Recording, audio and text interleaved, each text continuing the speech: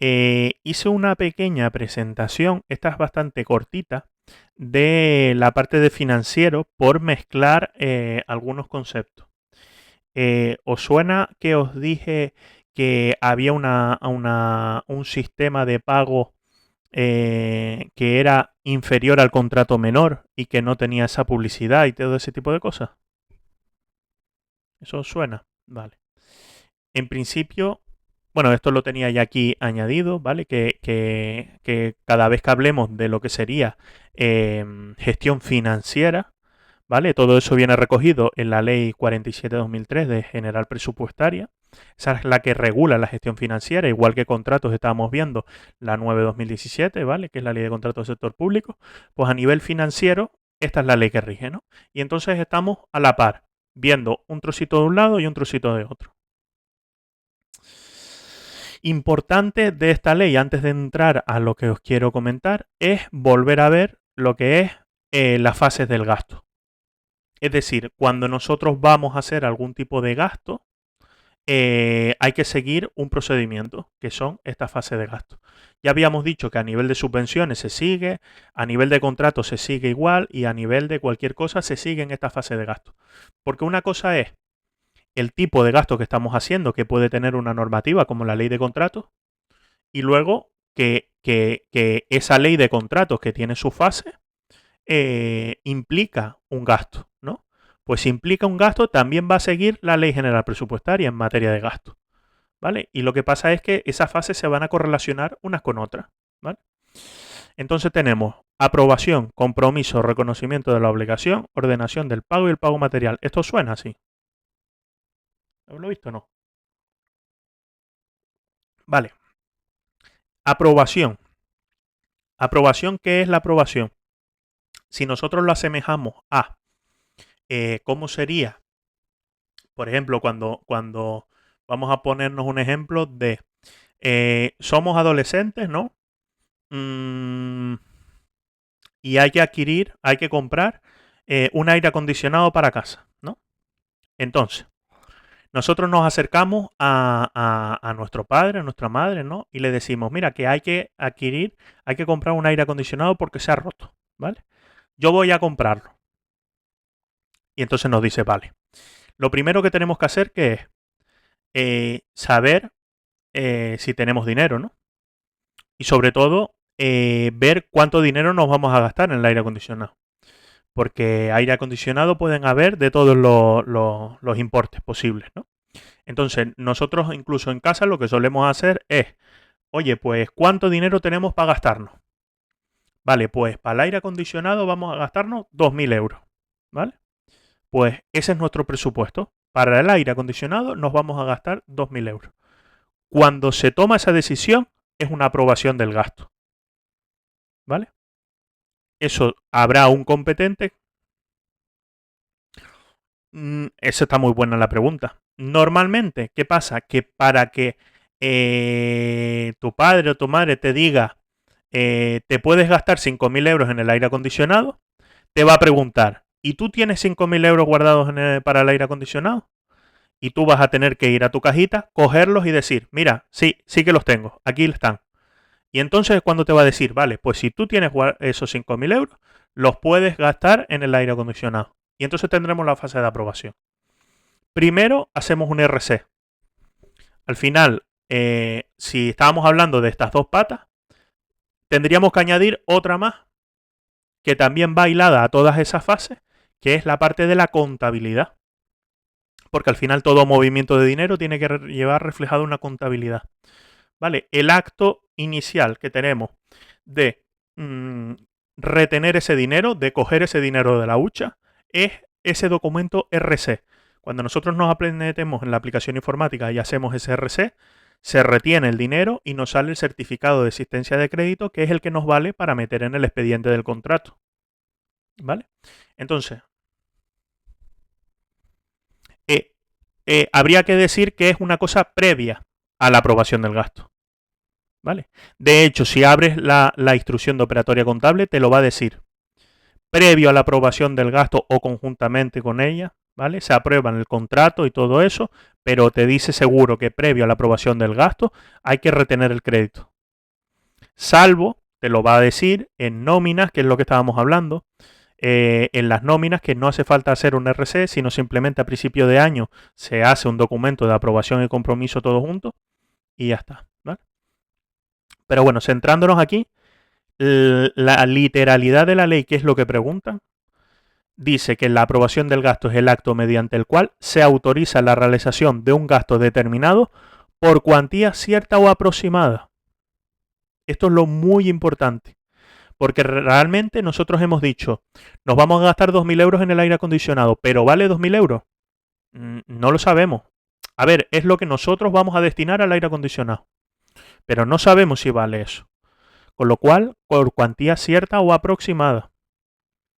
¿Vale? La aprobación inicial, el procedimiento de ejecución del gasto sin que impliquen las relaciones con terceros ajenos a la hacienda pública estatal. ¿Vale? Esto inicia el procedimiento de adjudicación, pero no implica relaciones con terceros. ¿Vale? Es una cosa interna nuestra.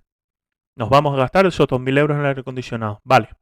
Nos vamos allí al Corte Inglés. Llegamos, vemos los aire acondicionados y nos gusta uno. Y dice, lo encontramos. Este es el aire acondicionado que queremos. Vale, pues como tenemos un padre o madre muy autoritario, hay que ir a hablar con él otra vez y le decimos, mira, hemos encontrado el aire acondicionado adecuado. Lo queremos. Este es, vale 1.800 euros, ¿vale? Entonces, ¿qué pasa? Nosotros le presentamos esa propuesta y nos va a comprometer el gasto, ¿vale? Para que compremos ese aire acondicionado en esa entidad, en el Corte Inglés, ¿vale? Ese es el compromiso del gasto. Acto mediante el que se acuerda, tras el cumplimiento de los trámites legales establecidos, la realización de gastos previamente aprobados, ¿vale? No se puede comprometer sin antes aprobar, por un importe ya determinado o determinable. ¿Por qué quiere decir esto? Porque, por ejemplo, nosotros podemos contratar un servicio de suministro de lápices. Entonces, ¿cuánto nos vamos a gastar? Pues no sabemos cuántos lápices vamos a necesitar. Lo que nosotros vamos a cerrar con la empresa es un contrato en el que los lápices nos lo van a vender a 3 euros, ¿vale? Entonces, no sabemos cuántos lápices necesitamos, pero lo que se vamos a cerrar es ese suministro, ¿vale? El compromiso es un acto con relevancia jurídica con terceros. Esto es la parte más crítica de todas. Relevancia jurídica. ¿Qué quiere decir? Que ya una persona en la que haya habido un compromiso, ya esa persona puede venir y argumentar, oye, yo tengo una relación contractual contigo, yo tengo una obligación contigo, yo voy a cumplir y tú me vas a pagar. ¿Vale? Porque ya hemos comprometido que vamos a comprar el aire acondicionado al Corte Inglés por 1.800 euros. ¿Qué pasa? El Corte Inglés llega allí a casa, nos entrega el aire acondicionado, nos da la factura, realiza todo el servicio, ¿vale? Nos instala el aire acondicionado funciona. Ahora, ¿qué pasa? Ahora nos toca a nosotros pagar. ¿Qué es lo primero que vamos a hacer? Vamos a nuestro padre o madre autoritario y le decimos, ven para aquí y echa un vistazo para que veas el aire acondicionado más bueno que acabamos de comprar. Él va a ir, va a mirar, va a decir, vale, este aire acondicionado está bien, enfría, me gusta, cumple con las expectativas, ¿vale? Y eso es lo que se llama el certificado de conformidad, ¿vale? Que es cuando se certifica que se ha hecho todo correcto. Vale, cuando pasa eso, pasamos a la fase de reconocimiento de la obligación. El reconocimiento de la obligación es el acto mediante el que se declara la existencia de un crédito exigible contra la Hacienda, derivado de un gasto aprobado y comprometido, y que comporta la propuesta de pago correspondiente. El reconocimiento de obligaciones con cargo a la Hacienda Pública Estatal se producirá previa acreditación documental ante el órgano competente de la realización de la prestación o el derecho del acreedor de conformidad con lo que en su día aprobaron y comprometieron, ¿vale? ¿Qué quiere decir esto? Que se ha realizado, nosotros reconocemos la obligación y una vez reconocemos esa obligación, ya solo queda pagar, ¿vale? Entonces, si vamos aquí a las fases de gasto, aprobación, compromiso, reconocimiento de la obligación y luego nos queda ordenación del pago y el pago material. Ya ordenación del pago y pago material no lo vemos porque está más orientado a la parte del tesoro público. Cuando reconocemos la obligación en nuestro organismo, eso va al tesoro público, que es donde los ministerios tienen su dinero, y de ahí ya ordenamos el pago y ya el pago material lo hacen ellos, ¿vale? La transferencia corriente. ¿Vale? Sí.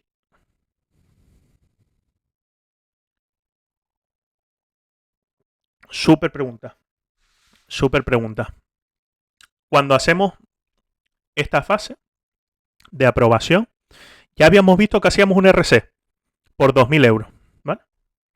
De hecho, es que voy a aprovechar las cuestiones tecnológicas. Aprovechar las cuestiones tecnológicas. Y lo vemos. Teníamos ese RC que habíamos hecho de 2.000 euros. ¿Vale? Se ve bien, ¿no? Sí. Luego decíamos que había una fase de aprobación, ¿no? Aprobación, que esto, como habían tres patas, habíamos hablado de que habían tres patas, en la pata de la ley de contratos del sector público llevará la aprobación del expediente. Habíamos visto que una vez se aprobaba el expediente se mandaba a licitar, ¿vale? Entonces tendríamos lo que es la aprobación del expediente en la parte de la ley de contratos. En la parte de la ley general presupuestaria tendríamos nuestra fase de aprobación, que es lo que estamos viendo. Y a nivel de contabilidad, ¿cómo hacemos eso? Con un documento que se llama documento A. Y es A de aprobación. ¿Vale? Entonces, ¿qué tendremos que hacer? Un documento A de 2.000, perdón, sí, de 2.000 euros. Porque hemos aprobado gastarnos 2.000 euros en ese expediente. ¿Vale? Seguimos. Encontramos, vamos a la parte de la adjudicación. Tenemos la adjudicación del contrato, ¿vale? Cuando ya seleccionamos al que es, formalizamos el contrato y esto a nivel de la ley general presupuestaria es el compromiso. A ver, que se me fue un poco la red. Aquí. A ver.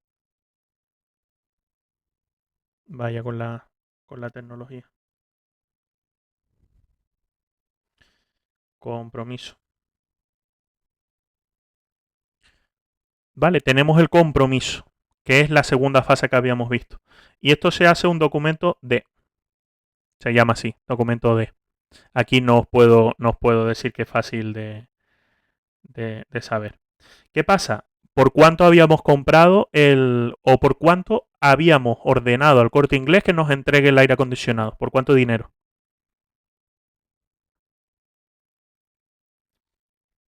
Vamos a hacer un documento D por 1.800. Este es el examen de A2. Te pide que hagas estos cálculos. Y que reajustes. ¿Qué pasa ahora? Que nos sobran 200 euros.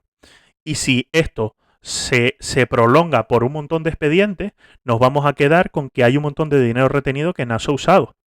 ¿Vale? Y entonces todos los documentos contables tienen su equivalencia en negativo, que se llaman los documentos barrados. Con lo cual, ahora nos queda hacer un documento A barrado, ¿vale? Por 200 euros, ¿vale? Perdón, 200. Y nos quedaría hacer un documento RC barrado por 200 euros. ¿Vale? Y entonces esto está ajustado. ¿Lo entendemos ahora? Y entonces nosotros liberamos ese dinero, esos 200 euros. Esto a nivel de ejercicio práctico de la 2 te lo van a preguntar, pero diciéndote que tú licitaste un contrato de mantenimiento por 1.000.000 de euros, pero la empresa, como las empresas presentan sus ofertas y normalmente sus ofertas pueden ser más bajas, ¿vale? Pues va a pasar que tú adjudicarás y formalizarás, ¿verás? por un importe inferior a lo que tú habías previsto en la licitación.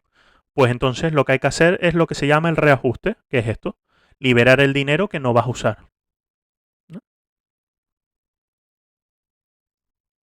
Así que, perfecto. Entonces, pasado esto, teníamos compromisos. Ah, vale, perdón. Ya que estamos, el reconocimiento de la obligación, una vez vamos a pagar esto, pues se hace un documento que se llama un OK en los ministerios, por los 1800. O también es un OP en los organismos autónomos, ¿vale? En los organismos autónomos. Esto normalmente es porque la fase, teníamos ordenación del pago y el pago material, ¿verdad? Son esas dos fases que vamos a entender que estarían como incluidas aquí. En los organismos autónomos, la caja, el dinero, no lo tienen en el tesoro, lo tienen en su tesorería propia. Entonces, aquí ordenarían al director general del Tesoro y Política Financiera, que es el ordenador general de pagos del Estado, ¿vale? Y aquí ordenan a la caja pagadora de ellos. Pagadora. ¿Vale? Entonces, y vamos por aquí. Sistemas de pago. El sistema ordinario de pago es el pago en firme, ¿vale? Normalmente se habla de pago en firme cuando nosotros hacemos un contrato. Estábamos hablando de que hacíamos un pago, ¿vale? Pues ese pago es un pago en firme.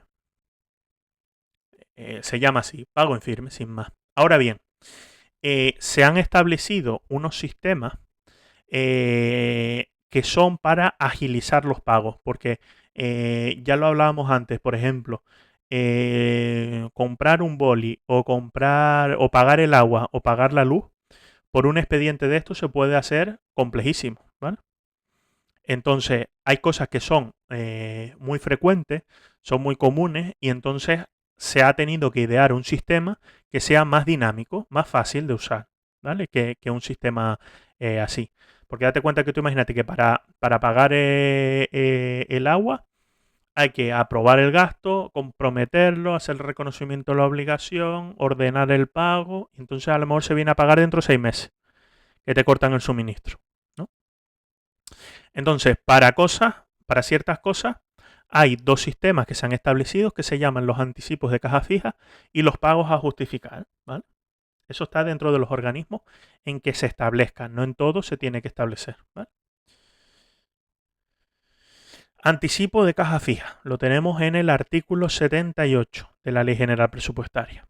Te dice, los ministros, los presidentes, los directores de los organismos autónomos, previo informe de la intervención delegada, que vamos a ver qué son las intervenciones, pero es el órgano que fiscaliza el gasto, ¿vale? Previo informe de la intervención delegada en ambos casos establecerá en el ámbito de sus respectivas competencias las normas que regulan los pagos satisfechos mediante anticipos de caja fija, determinando los criterios generales de gasto que pueden ser satisfechos por ese sistema, los conceptos presupuestarios a los que son aplicables los límites cuantitativos, ¿vale?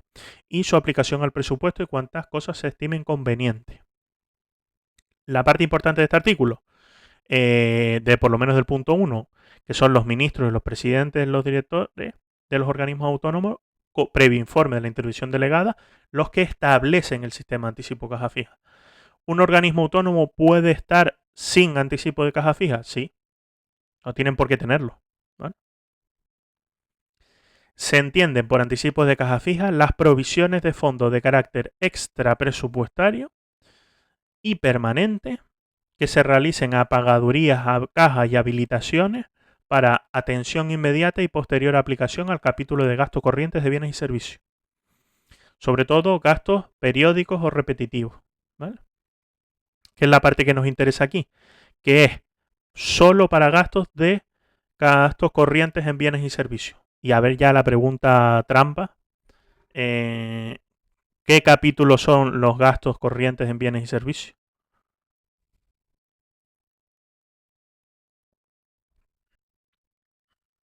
¿Cuántos capítulos habían, Sofía? ¿Tú te acuerdas?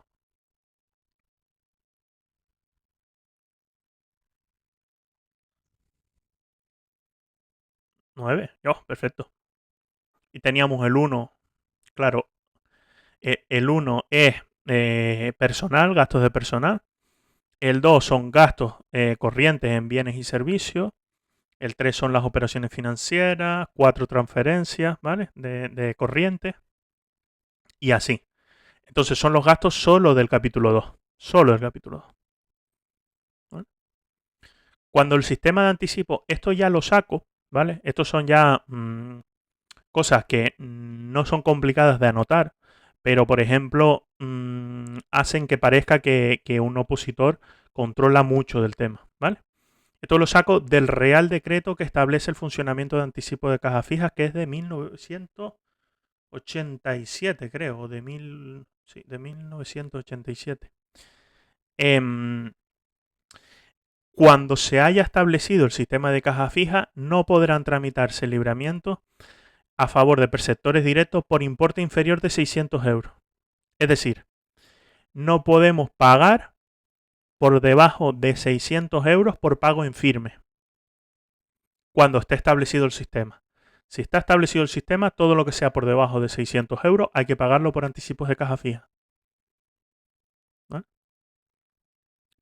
Con lo cual no podemos hacer un contrato para comprar una libreta, porque hay un establecido el sistema y se supone que es para aliviar esas gestiones, ¿vale? Por otra parte, no podrán realizarse cargos de pagos individualizados superiores a 5.000 euros. Ningún pago que vayamos a hacer que supere los 5.000 euros debería hacerse, ¿vale? Por anticipo de caja fija, salvo excepciones. Gastos de teléfono, energía, combustible e indemnizaciones por razón de servicio. Las indemnizaciones por razón de servicio las vimos. Vimos indemnizaciones de razón de servicio, que eran esos desplazamientos, ¿verdad? Lo vimos en personal, en esas retribuciones. Pues esos pagos se pueden pagar por anticipo de caja fija, incluso si superan los 5.000 euros.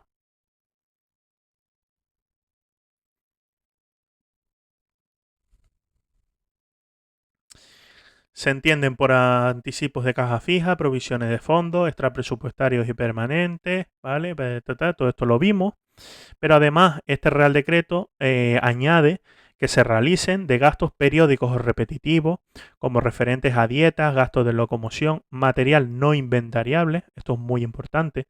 Esto ya lo tenemos en esa resolución que os di, que pone los códigos de la clasificación económica. Si nos vamos al capítulo 2, pone explícitamente: no se pueden imputar aquí gastos inventariables. Los gastos inventariables van al capítulo 6, siempre. ¿Vale? Entonces aquí te lo vuelvo a decir para recalcar, porque este es el principal problema que hay en todas las administraciones, y estará de acuerdo conmigo todo el mundo, que para los gestores que llevamos gestión económica, que la gente confunde lo que es un inventariable de lo que no es un inventariable. Además, dentro del capítulo 2, en esa resolución pone duración de la vida útil del producto no sea superior al año, que no sea susceptible de incluirlo en un inventario y un montón de cuestiones más, ¿vale?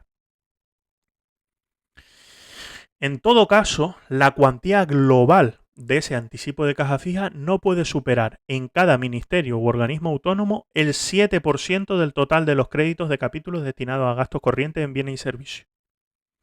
¿Vale? Pregunta que todavía no han hecho en el A2 de la AGE. Si te pongo un supuesto práctico, ¿no? En el que te doy un presupuesto, ¿vale? En ese presupuesto te digo que hay que modificar el presupuesto con esas modificaciones que no hemos entrado a estudiar, pero que ya por arriba vimos que los créditos se podían modificar, ¿verdad? Pues si no, te digo que hay que coger y meter dinero dentro del capítulo 2 porque no hay y no llegamos a final de año, ¿vale? Si está establecido el sistema de anticipo de caja fija y se modifica el presupuesto, se modifica la cuantía disponible para el anticipo de caja fija. Modificar el presupuesto implica que en la cuantía de la caja fija, que vemos que es este 7% del total de los créditos, ¿vale? ¿Implica que sube automáticamente? No. Si nosotros hemos decidido que vamos a hacer un anticipo de caja fija, el acuerdo de anticipo de caja fija va a ser de 10.000 euros, el hecho de que nuestro presupuesto suba, si nosotros tenemos un acuerdo de 10.000 euros, tenemos un acuerdo de 10.000 euros. Esto nos pone el techo, el tope máximo. Pero, por ejemplo, sí que te pueden preguntar en ese supuesto práctico, ahora que hemos modificado el presupuesto, ¿se puede modificar el acuerdo de la caja fija? ¿Vale? ¿Qué pasa si lo hacemos al contrario y reducimos el presupuesto porque sacamos del dinero del capítulo 2? Pues si se modifica el presupuesto, aquí te dice vigente en cada momento. Si modificamos el presupuesto y perdemos dinero del capítulo 2, hay que cambiar el acuerdo de la caja fija y bajarlo. Tenemos que quedarnos sin dinero. Cosas importantes. Esto para grabar a fuego, sobre todo Helado Sofía y Fátima si te presentas al C1 de administrativo, para grabar a fuego este 7%. Este 7% es muy importante de ese capítulo 2. Ahora bien, como todas las excepciones en gestión financiera, pues hay un montón de peculiaridades. A la Agencia Española de Cooperación Internacional se le autoriza a tener una caja fija del 14%, ¿vale? Para los gastos en bienes corrientes y servicios. ¿Por qué? Una de las cosas que hace la Agencia Española de Cooperación Internacional, tener gente desplazada fuera de España, en misiones humanitarias, en gestión y control. ¿Y cuáles son los gastos que principalmente se pagan por anticipo de caja fija? A ver si se acuerda.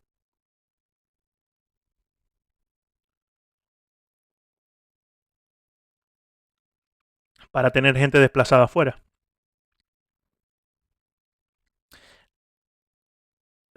Las dietas, las indemnizaciones a razón del servicio, ese dinero que se usa para toda esa gente desplazada afuera, pues a la Agencia Española de Cooperación Internacional se le autoriza a subir ese porcentaje. Vamos a la siguiente excepción. El porcentaje incluido en el párrafo primero, aquí os añadí que habla de ese 7%, se puede incrementar hasta un 10% de los créditos del artículo 23, indemnizaciones a razón del servicio, del programa de seguridad ciudadana del Ministerio del Interior. ¿Qué quiere decir esto? Os puse el ejemplo aquí. Que de carácter general hay una provisión del 7% del capítulo 2. Capítulo 2 que incluye reparación y conservación, ¿verdad? Indemnizaciones a razón del servicio. Pero es que también incluye suministros, combustibles, teléfonos. Vimos que teléfonos podía ceder los 5.000 euros. ¿Verdad? Combustible, electricidad, todo eso podía ceder 5.000 euros. La Agencia Española de Cooperación Internacional, 14% del capítulo 2. Ministerio del Interior, y ojo porque esto es importante, la provisión del 7% del capítulo 2 y de un 10% de lo que tenga el artículo 23, es lo que decía. Y además no el artículo 23 de todo el presupuesto, el artículo 23 del programa 222A de Seguridad Ciudadana. Esto, ¿por qué puede ser? ¿Por qué creéis que puede ser que este programa de seguridad ciudadana en indemnizaciones a razón del servicio tenga aumentado este 10%? Por lo mismo que el otro. Al final, seguridad ciudadana es policía local, guardia civil, toda esta gente que está destinada en la calle, que hay desplazamiento, que hay que pagar dietas, que hay que pagar cosas, ¿no? Y la parte importante de todo esto que es del presupuesto vigente en cada momento. ¿Cómo funciona? Lo voy a explicar aquí mejor. Ya que le cogí el gusto a la pizarrita. Mamá.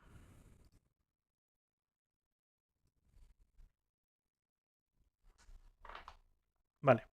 Hay una figura que yo os lo comenté el otro día, que dije, para quien quiera ser, cuando estábamos viendo las indemnizaciones a razón de servicio, os dije, para quien quiera ser habilitada, que decía, no, estará prohibido el pago de las indemnizaciones a razón de servicio que no corresponda y todo eso.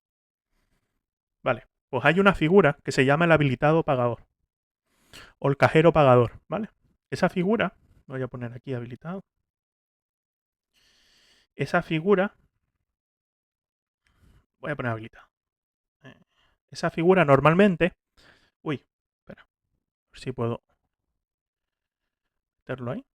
No, pues lo pongo un poquito aquí.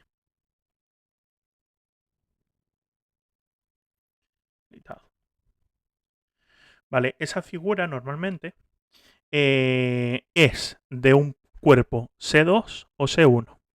Normalmente se escoge esa gente, C2 o C1, y van a ser los responsables económicos del sistema de anticipos de caja fija. ¿Qué pasa? Nosotros tenemos un dinero dentro del tesoro, ¿no? Una vez se hace todo el gasto, se aprueba el gasto, se compromete, se reconoce la obligación, se hace la prestación, se presenta la factura, entonces pagamos, ¿vale? Pero este sistema de anticipo de caja fija se basa en el tesoro pone a disposición del cajero habilitado dinero para que él haga uso de él. Y cuando lo justifique, me manda la documentación de esas facturas, ese tipo de documentación necesaria, ¿vale? Con lo cual, el cajero va a tener, normalmente es una cuenta bancaria, ¿vale? Porque hay, si no me equivoco, el artículo 109 que habilita para poder tener cuentas bancarias que no sean en el tesoro, ¿vale? El cajero va a tener una cuenta bancaria, ¿vale? Abierta en un banco con, vamos a poner, pues 100.000 euros, ¿vale? Entonces, este cajero va a hacer pago. Paga, le presentan la factura, ¿vale? Factura, ¿vale? Y vamos a poner que se gasta los 100.000 euros. Una vez se gasta los 100.000 euros, él tiene un documento que tiene 100.000 euros en factura, ¿vale? ¿Qué va a hacer? Lo va a mandar a que se contabilice en el presupuesto, a que se meta en el presupuesto, ¿vale? Una vez lo meten en el presupuesto, a él le reponen los fondos. Por eso se llama un sistema de pago extra presupuestario, porque ellos te adelantan dinero, tú lo gastas como creas, ¿vale? Y luego eso lo tienes que imputar al presupuesto. En vez de imputar al presupuesto por cada cosa que se pague, pues se imputa al presupuesto por el importe total, ¿vale? En vez de, por ejemplo, sí, claro, al presupuesto que hay.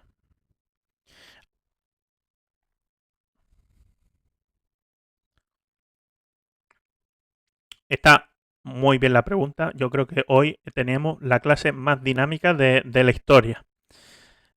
Aquí nos dice, los cajeros rendirán las cuentas justificativas por los gastos atendidos por los anticipos de tesorería a medida que sus necesidades de tesorería lo aconsejen. Y necesariamente en el mes de diciembre de cada año. Date cuenta que yo te estaba comentando que él, una vez gasta y manda, se ha gastado los 100.000 euros, ya no tiene dinero, pues él manda eso de vuelta y a él le ingresan otra vez los 100.000 euros. ¿Vale?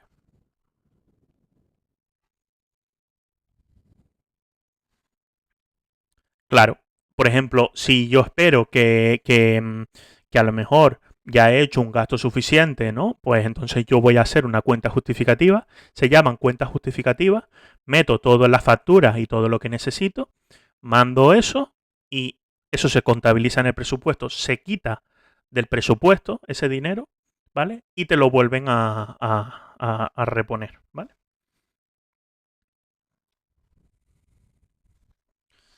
De cosas importantes. Voy a poner un poquito así. Hacerlo un pelín más. Vale. De cosas importantes.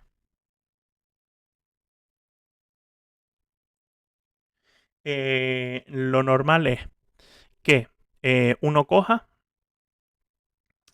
¿Y cómo se establece el sistema? Se crea ese acuerdo, ¿no? Se crea ese acuerdo en el que dice que va a existir una caja pagadora en Tenerife, por ejemplo. Va a existir una caja pagadora en Tenerife de 50.000 euros, ¿vale? Pues ya vimos que todo este tipo de cuestiones de movimiento de dinero implica que había una rama que ¿qué era? La rama de la contabilidad, que tiene que seguir a este movimiento de dinero. Pues, ¿qué va a pasar? Vamos a hacer un documento A, un documento D, un documento K. Todos esos documentos que os hablo del A, el D y el OK son documentos de gasto, ¿vale? Pero existe un documento que es el de movimiento de dinero sin más, que es el PMP, que es la propuesta de mandamiento de pago. Pues con este acuerdo se va a emitir un documento PMP de propuesta de mandamiento de pago por esos 50.000 euros, ¿vale? A la cuenta abierta a nombre del habilitado, ¿vale? Y ese dinero va a pasar a disposición de la habilitación.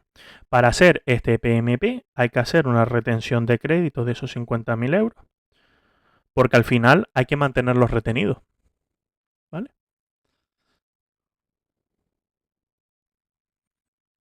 El que establece el acuerdo.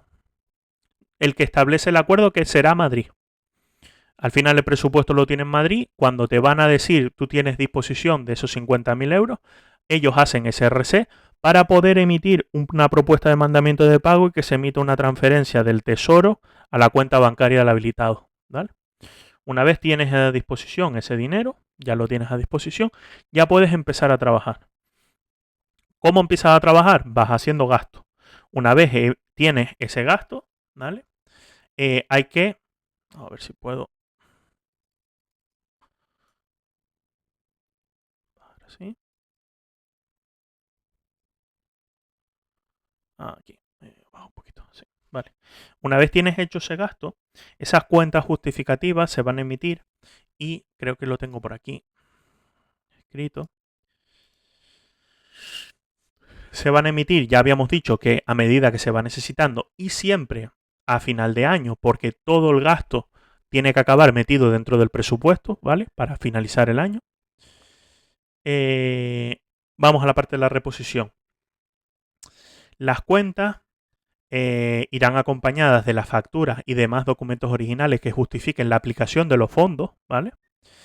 Y serán aprobadas por los jefes de las unidades administrativas a las que estén adscritas las cuentas. Teniendo las cuentas las cantidades justificadas, teniendo en cuenta las cantidades justificadas de las cuentas, a lo que se refiere a los artículos anteriores, se expedirá por las oficinas gestoras los correspondientes documentos contables de ejecución del presupuesto de gasto que procedan. Esos son los documentos AD y OK, ¿vale? Para imputar el gasto. Dichos documentos se expedirán a favor del cajero pagador con imputación de las aplicaciones presupuestarias. Nos acordamos que el documento OK abonaba, ¿no? Ordenaba el pago. Ya habíamos visto que el documento OK ordena el pago. En este caso, el dinero ya ha salido de la cuenta del habilitado. Con lo cual, lo que te está diciendo ahí que es en ese OK, el beneficiario va a ser el habilitado en esa cuenta para reponerles el dinero. ¿Vale? Parte importante. Estos documentos. Este documento. Tenemos el documento A. Tenemos el documento D. Tenemos el documento OK. ¿Vale? Pues estos documentos se pueden acumular cuando las fases no exijan que estén separadas. Por ejemplo, en un contrato nosotros tenemos que adjudicar el contrato, ¿vale? Tenemos que aprobar el expediente con la aprobación del gasto. Luego tenemos que comprometer el expediente con la adjudicación y la formalización, ¿vale? Pero, por ejemplo, en un contrato menor que se adjudica de forma directa, tenemos que hacer un AD, un D y un OK. Se pueden acumular las fases. Pues se pueden acumular haciendo un AD y un OK, ¿vale? Esto es un documento y esto es otro documento. Cuando las dos fases estas se puedan acumular, ¿vale? Y también se puede hacer un documento ADOK, ¿vale? Cuando estas tres fases se puedan acumular, ¿vale? Estos son tres fases distintas, A, D o K. Pues eso se puede acumular y hacer un único documento K. Una vez el habilitado manda esa cuenta justificativa, ¿vale? ¿Cómo reponen el dinero? Pues hacen un A, D o K con el listado de todos los gastos imputando a los artículos correspondientes, al 210, al 23.1, unas dietas, al 23.0, ¿ves? Pero el beneficiario es el habilitado. Se imputa al presupuesto, lo que pasa que el dinero va al habilitado de vuelta, ¿vale?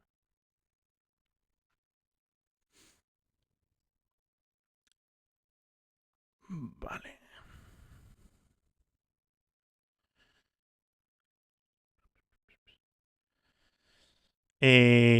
Vale. Y aquí os tengo puesto que una vez comprobado por la intervención que el importe total de las cuentas justificativas coincide con el de los documentos contables, los citados documentos, vale, os explico esto mejor aquí también.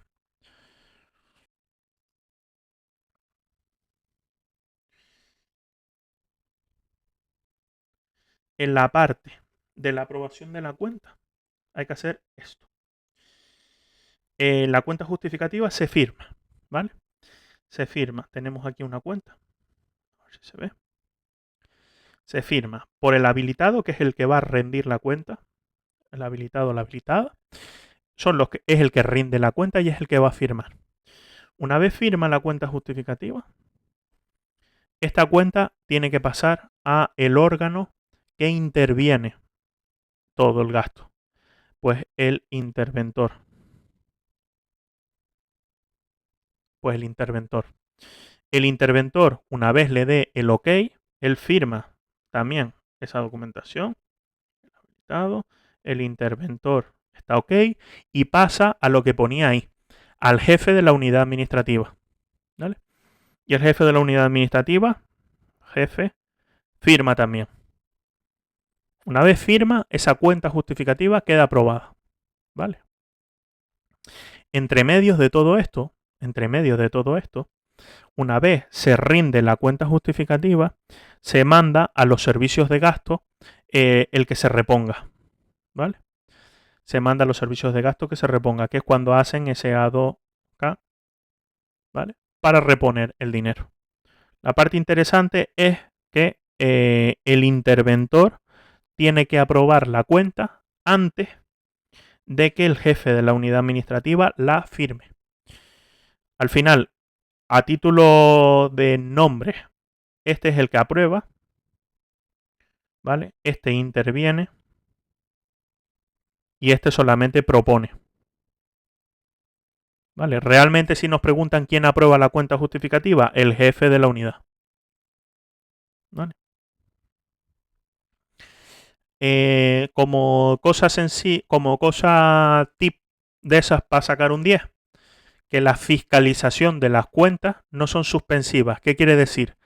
Que si la cuenta viene con reparos, es decir, nosotros se lo mandamos al órgano que fiscaliza y nos dice, mira, has metido la gamba gastando este dinero, va a venir con un reparo, pero nosotros aprobamos la cuenta y tiramos para adelante, ¿vale?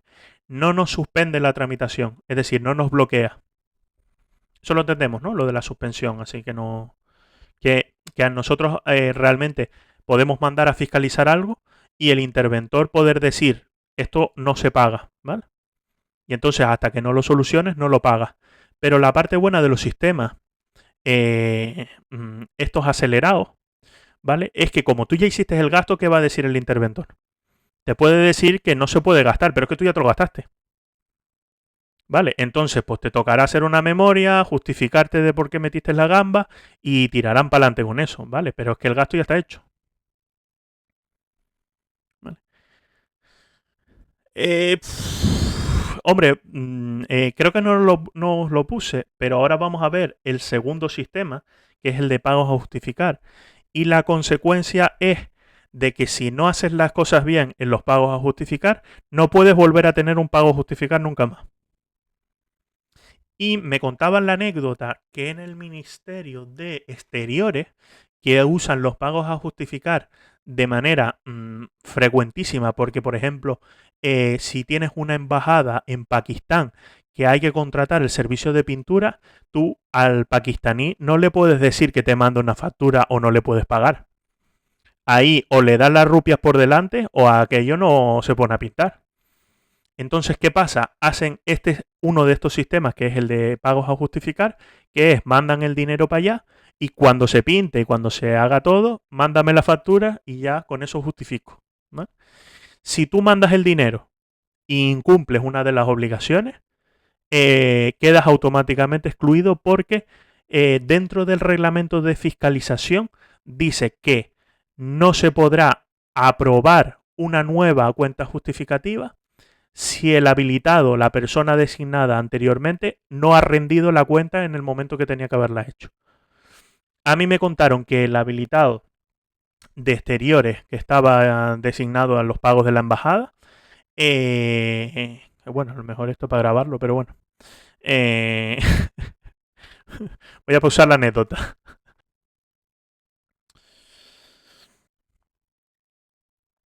Vale, comprobado que ya volvemos a la grabación y nos hemos salido de la anécdota eh, eh, escatológica.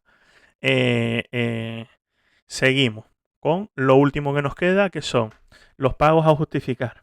Y te dice, ¿cuándo se usan los pagos a justificar? Cuando excepcionalmente no pueda aportarse la documentación justificativa en el momento de hacerse el gasto, ¿vale?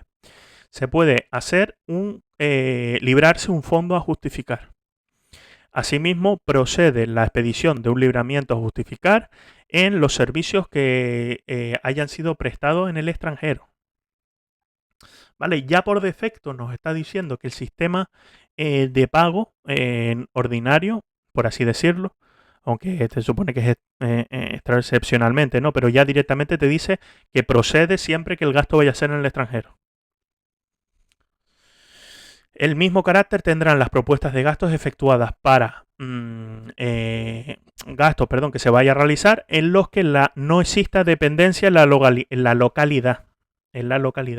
Es decir, tenemos que gastar el Ministerio de Ministerio del Interior, tiene que instalar una oficina Policía Nacional en El Hierro, que no hay instalaciones.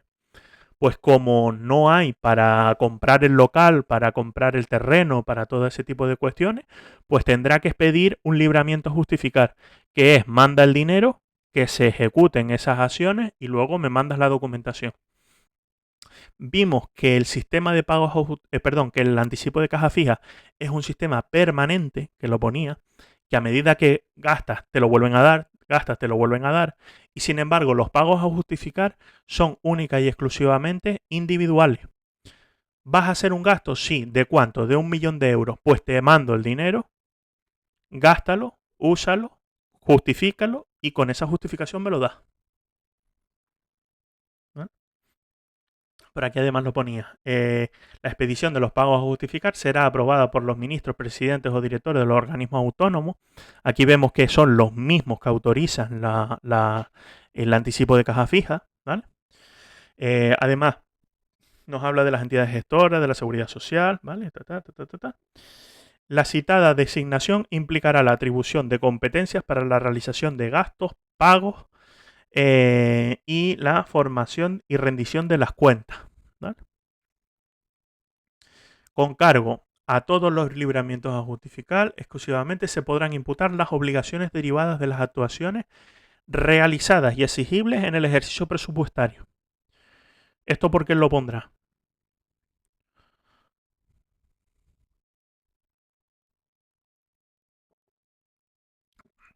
Porque decíamos que teníamos tres limitaciones: cuantitativa, cualitativa y la última, que era la temporal. Entonces solo nos podemos gastar el dinero este año. ya te va diciendo, ojo para el habilitado, te voy a mandar dinero, pero te lo vas a gastar este año. No te lo puedes gastar para el siguiente. Siempre hay algunas limitaciones, ¿no? Unas excepciones y te ponen, no obstante, el Consejo de Ministros podrá acordar para gastos del extranjero la realización del ejercicio siguiente si eso fuese considerado relevante para el interés general. Vale, normalmente, pues lo que estaba hablando.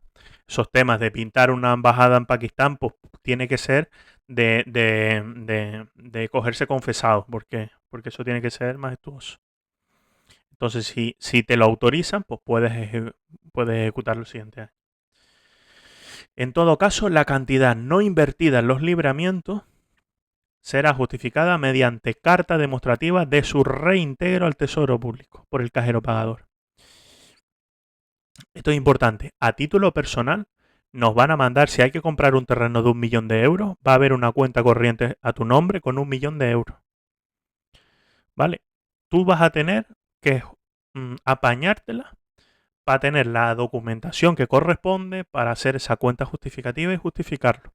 Si tú te gastas 30.000 euros, todo lo demás lo tienes que devolver ingresándolo en el tesoro. Y además habla todo el rato del cajero pagador. ¿Vale? Por eso digo que esos cajeros pagadores muchas veces los cogen de conejillos de indias, ¿no?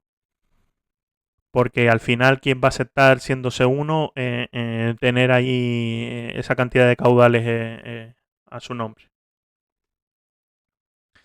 Los perceptores de estas órdenes de pagos a justificar quedan obligados a rendir la cuenta justificativa en el plazo de 3 meses. Esto es lo que pasó en la anécdota. Excepto los pagos de expropiaciones y los pagos en el extranjero. Pagos de expropiaciones y pagos en el extranjero, que podrán ser rendidas en 6 meses. ¿Vale? Esto es importante, que tenemos 3 y 6 meses. El ministro o quien éste delegue, en su caso los presidentes, directores, organismos autónomos y entidades gestoras de la seguridad social, podrán excepcionalmente ampliar esos plazos a 6 y 12 meses, con lo cual lo que hace es duplicar. Tenemos esta rendición de cuenta en 3 meses que puede subir a 6 y tenemos este plazo de 6 que puede subir a 12. ¿Vale? Los perceptores de las órdenes de pago son responsables de la custodia y del uso de los fondos y de la rendición de la cuenta justificativa. En el curso de los 2 meses siguientes desde la aprobación de los documentos justificativos a los que se refiere el apartado anterior, se llevará a cabo la aprobación o el reparo de la cuenta por la autoridad competente. Si tienes reparo en la cuenta, ya no puedes volver a tener pagos a justificar. Para sacar un día. Para sacar un día, en ese Real Decreto, ahora mismo, el de 87 que está hablando de los pagos librados a justificar, te desglosa esos 3 meses que tienes para rendir la cuenta justificativa. Y te dice que tienes 3 meses desde la percepción de los fondos, ¿vale? Desde que te llega el dinero, pero tú tienes para hacer la cuenta justificativa 1 mes desde que lo inviertes, desde que gastas el dinero. Si yo me gasto el dinero hoy, tengo 1 mes para hacer la cuenta justificativa. Y además otro plazo más, que es que desde que me llega el dinero hay 3 meses para también hacerlo. ¿No? Como por aquí hacía referencia a estos límites temporales, puse 2 articulitos de la parte de la temporalidad que nos da ya para ampliar un montón de conocimiento. Nos habla, artículo 49, temporalidad de los créditos. Con cargo a los créditos de gasto, ¿vale? Solo podrán contraerse obligaciones derivadas de adquisiciones, obras, servicios y demás prestaciones que se realicen en el propio ejercicio. Esto es lo que ya habíamos visto de esas 3 limitaciones que hay. Esta es la temporal. ¿Vale? Los créditos para gastos que en el último día del ejercicio no estén afectados al cumplimiento de obligaciones ya reconocidas. ¿Qué significa esto? Cumplimiento de obligaciones ya reconocidas. Si tuviesen que decirme una fase del gasto que esté relacionado con esto, con el cumplimiento de obligaciones ya reconocidas, ¿cuál sería? Es un juego de palabras, ¿eh?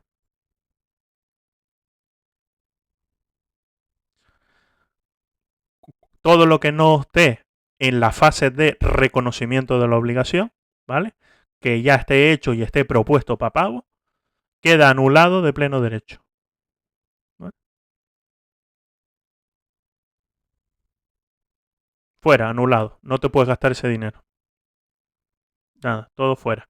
Salvo artículo 58, que aquí está haciendo referencia a modificaciones de crédito, concretamente la modificación que afecta a la temporalidad de los créditos. Que eso lo veremos con las modificaciones. ¿Por qué? Porque os tengo otro hilado de estos que me gustan a mí, que nos vamos al artículo 34, que nos dice, ya el dinero sabemos que a final de año se pierde, ¿vale? Pero ahora vamos a ver qué cosas se imputan al año que estamos en curso, ¿vale? Porque puede ser que hayan cosas que se imputen que vengan de otros años, ¿vale? Nos dice, el ejercicio presupuestario coincidirá con el año natural. Esto está de acuerdo del 1 al 31 de diciembre, ¿vale? Del 1 de enero al 31 de diciembre. Y a él se imputarán los derechos económicos liquidados durante el ejercicio, cualquier sea el periodo en que deriven. ¿Qué quiere decir esto de que cualesquiera sea el periodo en que deriven? Quiere decir que si recibimos un ingreso, ¿vale? De unas ventas de entrada de 2014, como el ingreso entró este año, se imputa el presupuesto de este año. Hay que entender que hemos estado viendo todo el rato el presupuesto de gastos, pero hay que entender que los presupuestos están equilibrados y son de gastos y de ingresos, ¿vale? La parte de los ingresos, todo lo que se ingrese este año, de que tenga entrada este año y se liquide, se imputa el presupuesto de este año. Ahora vamos a la parte del gasto, que ya no es así. Las obligaciones, o sea, se imputarán en el ejercicio presupuestario las obligaciones económicas reconocidas hasta el fin de mes de diciembre, ¿vale? Reconocidas, ese reconocimiento de la obligación, siempre que correspondan a adquisiciones, obras, servicios y prestaciones realizados dentro del ejercicio y con cargo a los respectivos créditos. Es decir, no vale que paguemos hoy una cosa de hace un año. Lo que te está diciendo es que tiene que ser una cosa que hayas hecho este año y que hayas pagado este año, ¿vale? Ahora vamos con esas limitaciones. A ver, esto lo puse porque esto hila con el artículo anterior. Reconocidas hasta el fin de mes de diciembre, ¿vale? Y si nos vamos ahora con esas excepciones, no obstante, se aplicarán a los créditos del presupuesto vigente en el momento de expedición de las órdenes de pago las obligaciones que resulten de la liquidación de los atrasos a favor del personal, ¿vale? Así como las que tengan origen en las resoluciones judiciales. Quiere decir que si denunciamos a la administración, nos vamos a nuestro contencioso administrativo, porque tenemos 2 meses para interponerlo, para recurrir esos trienios que no nos han pagado. Nos reconocen que nos tienen que pagar 5 años de trienio. Tú, como gestor administrativo, siempre hay que pensar que estamos nosotros trabajando dentro de la administración. Te llega una resolución del juzgado y te dice que a fulanito le tienes que pagar 5 años de atraso. Y tú dices, ¿y eso ahora cómo pago esto? Pues te lo imputas al presupuesto de este año, ¿vale? Atrasos de personal. Y origen en resoluciones judiciales, una persona se te cayó, porque aquí la verdad que el ejemplo mezclé las dos cosas, pero para separarlo, una persona se te cae en la puerta del ministerio, resulta que es que una de las losas la tienes mal colocada y tienes responsabilidad sobre esa caída y hay que indemnizarlo con 20.000 euros, ¿vale? Normalmente el procedimiento se habrá iniciado en 2015 o 2010 o vete a saber cuándo porque los procedimientos judiciales son eternos y ahora que tienes que pagar, ¿a dónde lo vas a imputar? Al presupuesto de este año, ¿vale? ¿Y en qué partida lo vas a imputar? En la que corresponde, ¿vale? Si es un gasto del capítulo 2, al capítulo 2. Si es un gasto del capítulo 1, al capítulo 1, ¿no?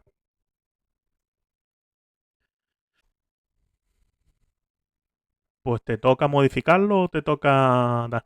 De hecho, no lo metí porque me parece mucho entrar a esa profundidad, pero hay una obligación de una vez recibes esa orden judicial para hacer el pago, tienes un plazo limitado para hacer las modificaciones presupuestarias y ejecutarla, ¿vale? Porque normalmente cuando a ti te obligan por esa jurisdicción contenciosa administrativa a hacer algo, hay una cláusula que dice, en el caso de que la administración no disponga del dinero oportuno, tiene el plazo que no ahora mismo ahí me baila, pero creo que es un mes, para hacer las modificaciones oportunas en el presupuesto para poder abonarla.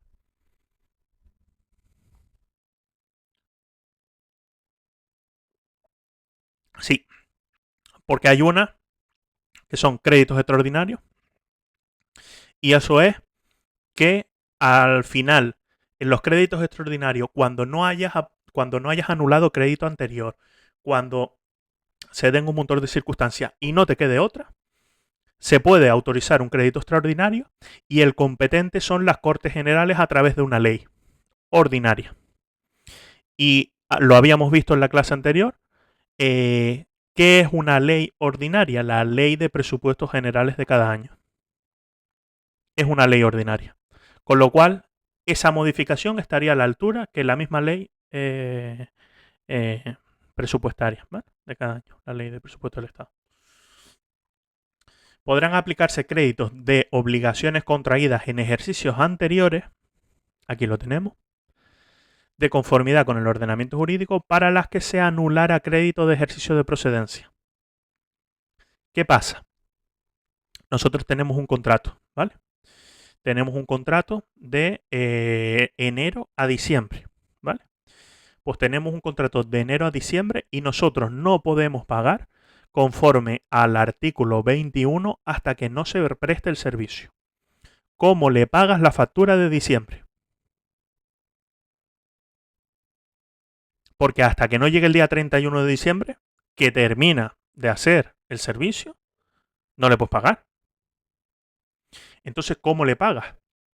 Pues ese dinero en diciembre, como no lo has reconocido, se va a anular, ¿vale? Y cuando se anule crédito en el ejercicio de procedencia, lo puedes imputar en el siguiente. Con lo cual lo podemos cargar al presupuesto de 2020, pues el siguiente año, ¿vale? Entonces la factura de diciembre la pagaríamos en enero del año siguiente. Asimismo, podrán atenderse cargos a créditos del presupuesto del ejercicio corriente cuando figure un crédito específico destinado para dar cobertura a esas obligaciones. Si dentro del presupuesto general del Estado ellos hacen un concepto que pueda ser el 29, el artículo 29, y pone atender gastos de obligaciones pasadas relativas a bienes y servicios. Pues si ahí dotan dinero, pues no hace falta que tú anules crédito en el ejercicio anterior. Ahí lo puedes imputar, ¿vale? En el caso de obligaciones de ejercicios anteriores que fuera necesario imputar a presupuestos y no se hallen comprendidas en los supuestos previstos, ¿vale? La imputación requerirá norma con rango de ley que lo autorice. Si no nos queda otra, hay que ir a norma con rango de ley. Los créditos iniciales. Esto es importante porque hay que referenciarlo muy bien cuando estemos viendo las modificaciones. Porque cuando estemos viendo las modificaciones, lo mismo se puede hacer una transferencia para dotar dinero. Pero aquí no. Aquí ya te está diciendo que no se va a poder. Si no es las causas que hemos visto, no se puede hacer una modificación. Tienes que ir a una norma con rango de ley, ¿vale? A ver, a una modificación que se aprueba por una norma con rango de ley, que es lo que habíamos visto hace un momento. Los créditos iniciales dotados a presupuesto de Estado que para atender a obligaciones de ejercicio anteriores solo podrán modificarse mediante el artículo 55, 56 y 57.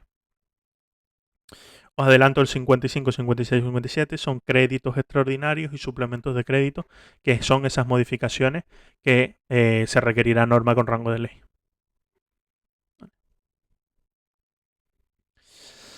Y finalizamos esta parte de sistemas de pago.